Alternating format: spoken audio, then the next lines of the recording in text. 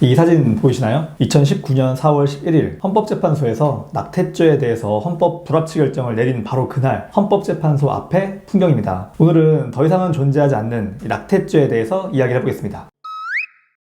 우리가 임신 중절수이라고 부르기도 하는 낙태는 형법 제269조에 따라서 처벌을 받았습니다. 1년 이하의 징역 또는 200만 원 이하의 벌금. 이 낙태죄의 적용 범위에는 낙태를 한 임산부 그리고 낙태 시술에 가담한 의사까지 포함이 되는데요. 형법상으로 넓은 의미의 낙태 개념이 인정되기 때문에 태아를 어머니 몸 밖으로 꺼내는 순간 낙태죄가 성립이 되고 태아를 모체에서 배출시킨 뒤에 살아있는 상태였는데 강제로 숨을 멎게끔 만들었을 때에는 낙태죄 외에 살인죄까지 별도로 성립됩니다. 그러니까 이 말인즉 여성의 몸에서 태아가 자기 의지 없이 세상 밖으로 나와 숨지면은 낙태죄가 적용되는 거죠. 그럼 원래부터 모든 낙태가 다 법적으로 금지된 걸까요? 아닙니다. 의학 기술의 발달 덕분에 예전보다는 덜하지만 출산 중에 산모가 위험해지는 순간도 많기 때문에 이러한 상황을 예방하고자 모자보건법이 있었습니다. 모자보건법 제14조. 의사는 다음 각호의 어느 하나에 해당하는 경우에만 본인과 배우자의 동의를 받아서 인공, 임신 중절수술을 할 수 있었어요. 그러니까 출산으로 인해서 산모의 건강이 위협받을 가능성이 있거나 태아가 모체 밖으로 나와도 생명을 유지할 수 없는 가능성이 있거나 비도덕적인 방법으로 인해서 임신이 돼가지고 산모에게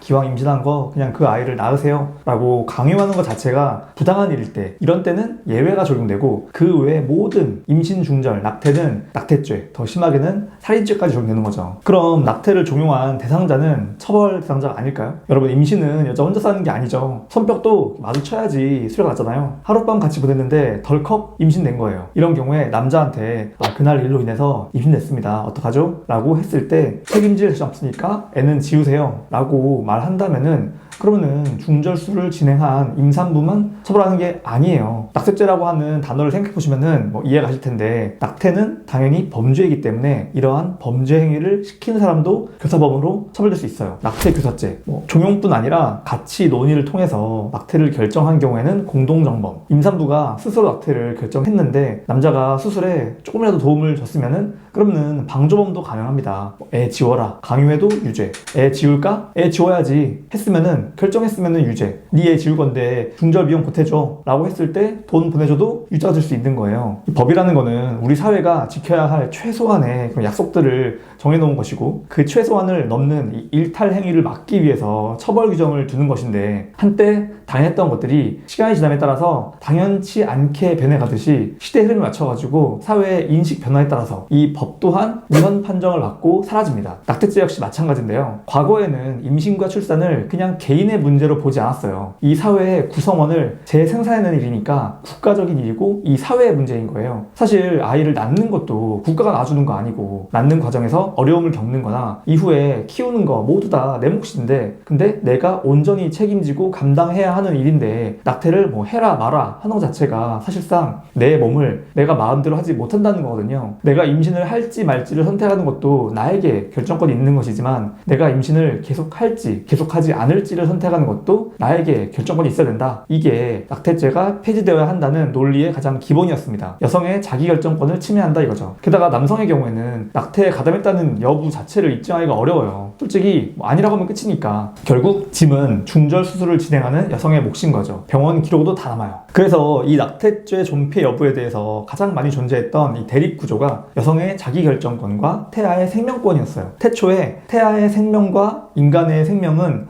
동일 수준에서 볼 수 없다라고 하는 의견과, 살인할 자기결정권이라는 말이 없듯이 생명은 한없이 조담한 것이다. 그래서 이거보다 우선될 것은 없다라는 의견이 뜨겁게 양자 대립을 하면서 정말 오랜 시간 동안 논쟁을 해왔습니다. 사실 낙태가 불법이긴 했지만 음지에서 아름아름 어떻게든지 중절수를 진행하기는 했었거든요. 원하지 않는 임신을 했는데 책임질 수가 없으니까. 불법이기 때문에 정말 열악한 환경에서도 어쩔 수 없이 그런 선택을 하는 거예요. 혹시라도 수술이 잘못돼도 불법이기 때문에 그에 따른 책임도 온전히 여성의 몫이었습니다. 관리할 수 없는 음지 영역이니까 굉장히 위험했던 거죠. 그런데 여기까지 들었을 때 어떤 분들은 낙태는 그냥 살인 아닙니까? 왜 아이 지우게해달라고 항의하면서 국가 핑계를 대고 사회 핑계를 대니까? 라고 생각하시는 분도 있을 수 있어요. 그런데 앞서 설명드린 모자보건법을 보면은 더 확실합니다. 다시 볼게요. 모자보건법 제14조. 이 3, 4, 5호는 그나마 이해할 수 있어요. 그런데 1, 2호 보세요. 유전학적 정신장애나 신체 질환이 있으면은 국가에서도 낙태를 허용해줬어요. 전염성 질병이 있어도 국가에서 낙태를 할 수 있게 해줬어요. 그러니까 이게 무슨 의미냐면은 낙태죄가 만들어지고 유지된 이유가 단순히 태아도 하나의 생명이기 때문에 낙태는 살인이다, 이게 아니라는 거예요. 태아가 생명이고 낙태가 살인이라면은 그러면은 유전질환 있으면은 뭐 죽여도 되나요? 감염병 있으면은 죽여도 되는 건가요? 그런 아이를 임신한 경우에는 낙태해도 된다, 더 세게 말해서 죽여도 된다는 거니까 결국 유전적 질병 없고 감염성 질병 없는 신체 건강한 아이들을 얻겠다라는 것이 이 낙태죄와 모자보건법 밑바탕에 깔려있는 생각이었던 거예요. 이런 걸 보고 임신과 출산을 개인의 문제로 보지 않았다, 국가적이고 사회적인 문제로 봤다라는 거예요. 실제로 모자보건법이 만들어진 것은 1913년 박정희 정권 때예요. 우리나라가 한창 개발 독재의 그런 정점을 달리던 시절, 국가주의가 강하던 시절이었죠. 게다가 이 모자보건법의 기본이 된 법, 우리가 모자보건법을 만들면서 참고한 법이 일본의 우생보호법이었는데, 낙태 허용 조항에서 나병, 뭐 문둥병이라고 하는 그 나병을 전염성 질환으로만 바꾼 것, 그리고 낙태 허용 조건 중에서 경제적 이유를 제외한 것 빼고는 나머지 내용은 그대로 옮겼다고 보면 돼요. 그런데 웃긴 게 이 우생보호법은 또 1949년 독일의 국민우생법을 참고해서 만들어진 법률이에요. 이 국민우생법은 우생학적인 이유로 강제 불임 시술을 하도록 하는 이 나치 시대의 단종법을 뿌리로 하고 있어요. 결국 낙태죄 처벌 조항은 게르만 민족의 우월성의 바탕에서 수백만 유대인을 학살했던 그 나치의 인종주의적인 법률과 이렇게 쭉쭉쭉 연결되는 거예요. 뿌리를 타고 가다 보면은 왜 낙태죄가 긴 시간 동안 존폐 여부를 두고 끝없는 논쟁을 자는지 알 수 있죠. 결국 지난 2019년 4월 11일 드디어 헌법재판소에서 임신 초기 낙태를 금지하는 것은 위헌이라고 결정을 내렸습니다. 임신 중절 시술을 69차례 했다가 기소된 산부인과 의사 정모 씨가 2017년 2월 헌재에 헌법소원을 청구한 것부터 시작해서 2년 정도 시간을 끈 다음에 결국 헌법 불합치 결정으로 이어졌어요. 자기 낙태죄는 임신한 여성의 자기 결정권을 침해하는 위헌적인 규정이다. 정말 오랜 시간 피 터지는 대립 끝에